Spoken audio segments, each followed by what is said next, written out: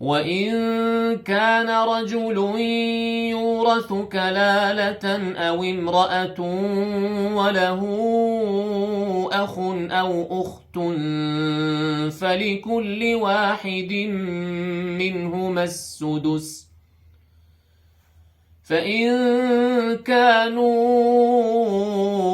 أكثر من ذلك فهم شركاء في الثلث من بعد وصية يوصى بها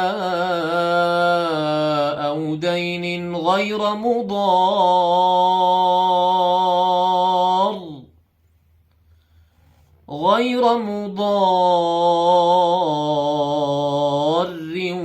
وصية من الله، والله عليم حليم.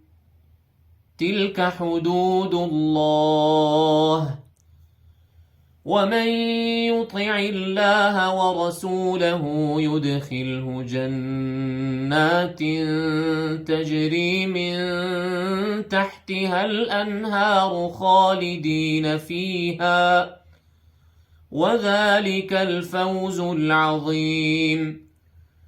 ومن يعص الله ورسوله ويتعد حدوده يدخله نارا خالدا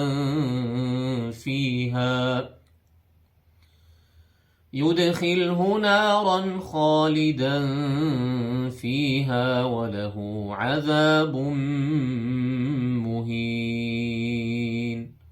صدق الله العظيم.